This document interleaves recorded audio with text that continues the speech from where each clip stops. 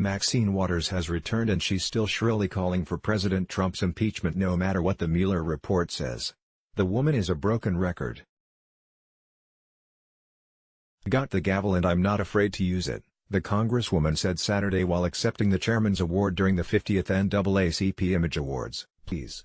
I might add that she also said that dropping charges against Jussie Smollett was the right thing to do. She evidently believes that a hate crime hoax or two is acceptable as long as you can blame it on Trump. She's playing to her political base here and throwing them very red meat. Waters, DCA, wasted no time in getting political at the NAACP Image Awards over the weekend. She used her acceptance speech after being honored with the chairman's award to attack President Trump yet again, taking a moment to address the haters who have threatened her and her family. Waters assured the audience that she's unfazed by the ultra-right-wing white supremacists and haters who have threatened to kill me and my family and my staff. I've gotten 4 of them convicted. "If you come for me, I'm coming for you," she said as the crowd erupted into applause. Right. Since Waters is such a fan of faux hate crimes, how do we know she's not faking her own death threats? Just food for thought here. She's trying to throw the victim card here and it just comes off lame and self-serving. From The Hollywood Reporter, Waters also took aim at President Donald Trump, saying that he needs to be impeached. "So I haven't forgotten about 45. He's appointed an attorney general who thinks he can hold the special counsel's report from the American people," she said regarding the Mueller report about Russia's involvement in the 2016 presidential election. "I still think he needs to be impeached." During her speech, Waters also addressed American institutions that have overlooked women and minorities. "The jig is up," she said. The congresswoman added that she created the first subcommittee on diversity and inclusion in the history of the U.S. conference.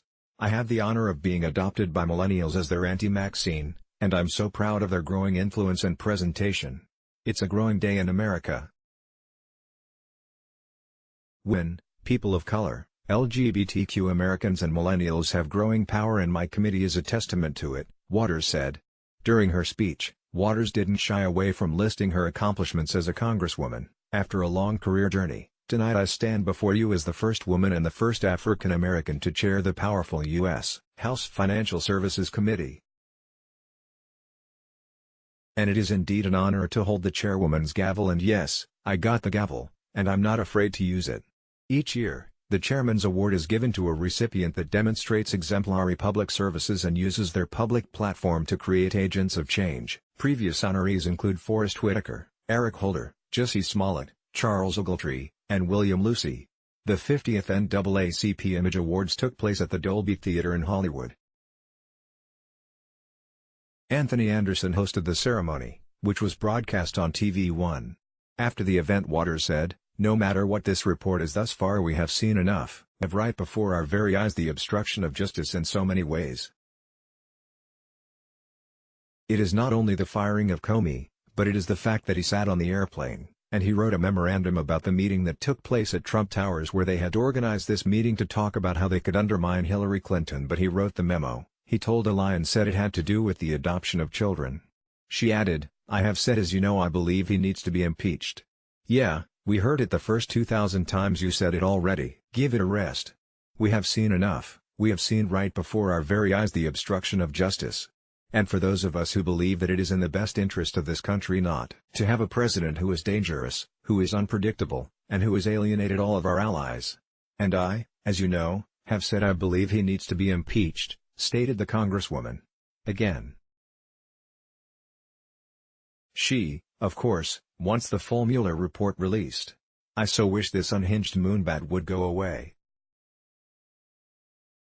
Waters brags about her accomplishments when the only one that really counts is she is possibly the most corrupt politician in Congress. She uses misogyny, race, and political rifts to further divide America and stir things up. This woman isn't an agent of change. She's a hate-monger who gets off on persecuting and hurting others. Auntie Maxine needs to toddle off into the sunset. Democratic 2020 hopeful Beto O'Rourke backed off his initial opposition to slavery reparations on the fourth day of an Al Sharpton event. "This does not shock me in the least. In fact, I would have been surprised if he hadn't pandered to the reparations crowd. The rest of the Democrats are already doing so, and Al Sharpton holds a lot of power in the party these days. Beto said he would support a bill in Congress to study and consider the payments. What boggles my mind is that O'Rourke is a three-term congressman from Texas. How the heck did he ever get elected there? It must be California implants that did it, you know.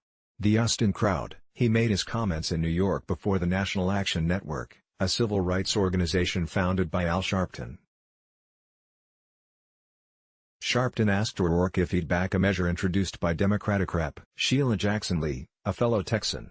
O'Rourke answered, yes. Civil rights are not just those victories that began with at the outset of my comments, but the injustices that have been visited and continue to be visited on people. We will never get the change that we need to live up to the promise of this country. So absolutely, I would sign it into law.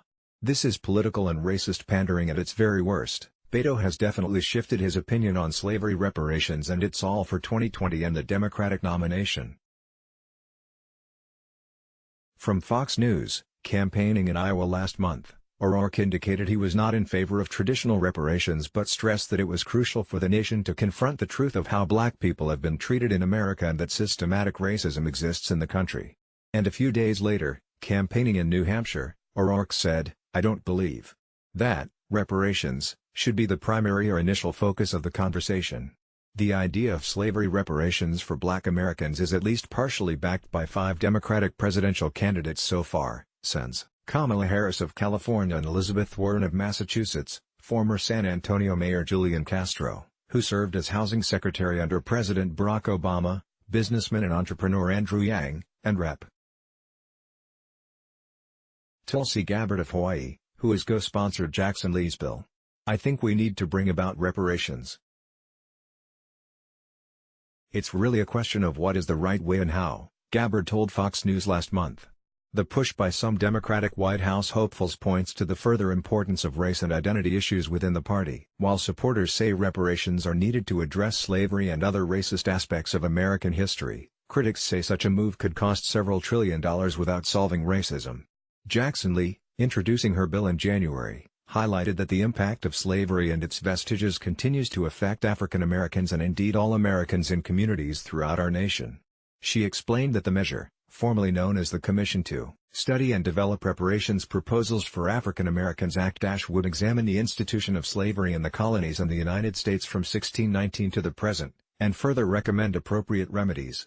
The bill currently has more than 30 co-sponsors in the House of Representatives and, last month, House Speaker Nancy Pelosi said she would support the legislation. Jackson Lee is not only a Marxist. She's also nuts. Anyone who aligns themselves with her or someone as morally bankrupt and corrupt as Al Sharpton is not fit to be president. Sharpton later credited another Democrat vying for the presidential nomination, former San Antonio Mayor Julian Castro, with driving the issue to the forefront in the presidential race with comments he's made in past weeks. So, you see, Sharpton is hedging his political bets just in case. Castro, who spoke more than an hour after O'Rourke at the same National Action Network event, has been outspoken about the need to address the legacy of slavery. He's also your basic racist and communist. I have said many times during the last several weeks that I have long believed that our country will never truly heal until we address the original sin of slavery, Castro said. If, under our Constitution, we compensate people if we take their property, why wouldn't we compensate people who were considered property and sanctioned by the state? He asked the crowd. Make no mistake, the radical leftists of the Democratic Party are now fully pushing slavery reparations. That is money given to those who were never slaves, taken from those who have never owned slaves in the name of social justice and in the form of taxation. And the communists rejoice. Message from We Build the Wall Incorporated important. April 11 deadline. If you donated to Brian Kolfage's wall fund before January 11 and you want your contribution to go towards construction of the wall, you need to tell GoFundMe before April 11 by clicking the link below. If you do not tell GoFundMe before April 11, your contribution will be refunded and will not be used to build the wall. Construction is expected to begin this month. Click here to OPT and to have your money go towards building the wall. Donate now to build the wall with Brian Kolfage. Click below. New York's Democratic leadership's hypocrisy knows no bounds evidently.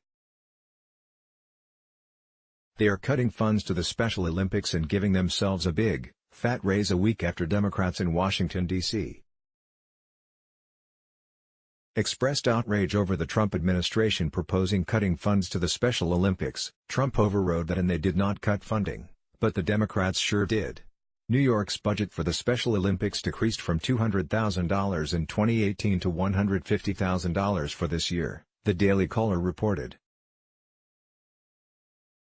Meanwhile, every one of the state's 213 lawmakers will ultimately receive a raise that is almost the same amount cut from the games for disabled athletes.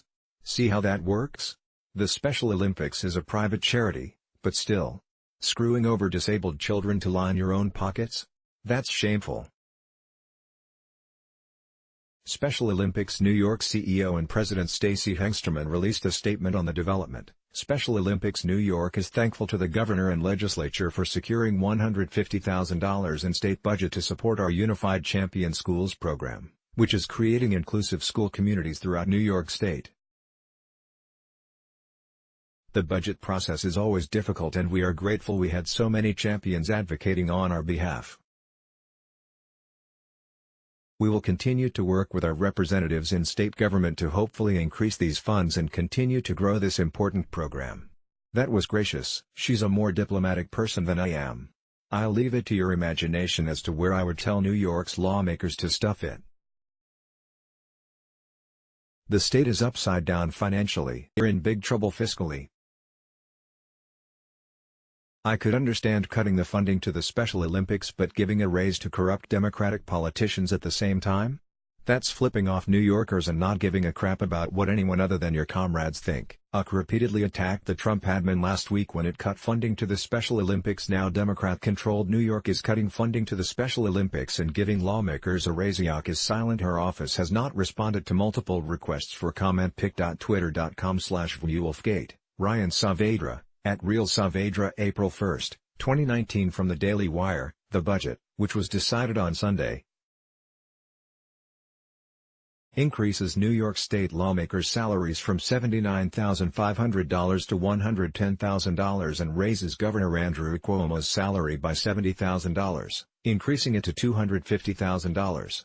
The Trump administration faced intense backlash last week after it decided to cut funding the Special Olympics, which led to President Donald Trump overruling the decision.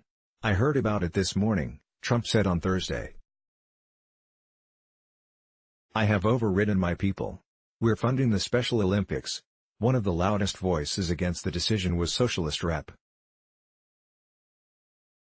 Alexandria Ocasio-Cortez, DNY, who seized on the opportunity to attack the administration. "I see Betsy DeVos and the GOP are doubling down on their anti-everybody agenda by working to cut Fed funding for the Special Olympics," Ocasio-Cortez tweeted. "The good news? You elected a House Dem majority, so we can halt it. Now, who are your favorite disability advocates to follow?" Betsy DeVos loves the Special Olympics so much, she wants to cut federal funding for it, Ocasio-Cortez tweeted. "She loves students so much, she changed rules to make campus sexual assault victims more vulnerable. And she loves teachers so much she wants to cut student loan forgiveness, too." Ocasio-Cortez is certainly a piece of socialist work. "I see Betsy DeVos and the GOP are doubling down on their anti-everybody agenda by working to cut Fed funding for the Special Olympics. The good news? You elected a House Dem majority, so we can halt it. Now, who are your favorite disability advocates to follow? Share below, down arrow, https://t.co/8lsl5-7, Alexandria Ocasio-Cortez, @OC. March 28, 2019. The Trump administration's education budget proposal called for the elimination of $17.6 million in funding for the Special Olympics, amounting to roughly 10% of the group's overall revenue, the Daily Mail reported. Most of its funding comes from individual and corporate contributions and other fundraising efforts. The Special Olympics is the largest sports organization in the world for people with intellectual disabilities, with over 5 million athletes from 174 countries participating in competitions while spreading a global message of inclusion and empowerment. Trump 2020 Deputy Communications Director Matt Woking called Democrats out for their faux outrage surrounding the cuts to the Special Olympics. "I'm sure Democrats who see abortion as the cure for Down syndrome and other disabilities are sincerely concerned about kids having the chance to be in the Special Olympics," Woking tweeted. The Special Olympics, by the way, is a private charity with $61.3 million in net assets that gets only 10% of its funding from taxpayers and enjoyed a $1.8 million surplus in FY 2016. Betsy DeVos loves the Special Olympics so much, she wants to cut federal funding for it. She loves students so much, she changed rules to make campus sexual assault victims more vulnerable. And she loves teachers so much she wants to cut student loan forgiveness, too. https://t.co/jv20 Review 4, Alexandria Ocasio-Cortez, at March 28, 2019. Oddly, Ocasio-Cortez is now silent on New York Democratic lawmakers giving themselves these raises. Go figure. State lawmakers received their first pay raise since 1999 in January, earning $110,000 from $79,500. Under the budget, legislators will eventually earn $130,000 in 2021. The plan also raised the salary of Democratic Gov. Andrew Cuomo by $70,000 to $250,000 a year, the highest of any governor. No wonder this jerk smiles so much. He likes playing the Godfather of New York. The Special Olympics, by the way, is a private charity with $61.3 million in net assets that gets only 10% of its funding from taxpayers and enjoyed a $1.8 million surplus in FY 2016, Matt Woking, at Matt Woking, March 28, 2019. This is an emotional issue, Joy Behar said on The View Friday. You don't want people running the country who have no sympathy or empathy for the poor and disabled. I agree. That would eliminate most of the Democrat Party. Behar gets one right for a change. Republican State Senator Chris Jacobs, I am appalled that this budget gives pay raises to the governor and lieutenant governor at the same time that it cuts funding for Special Olympics. Right there with you on that one. I am committed to trying to find a way to ensure these cuts are restored and programs fully funded. Let's hope so, but I wouldn't hold my breath over it. This is the Marxist utopia of New York after all.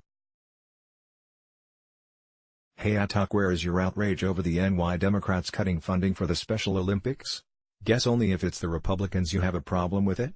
pic.twitter.com/7qtdqg9 was Joe, at Turfway Joe April 2, 2019. Donate now to build the wall with Brian Kolfage, click below.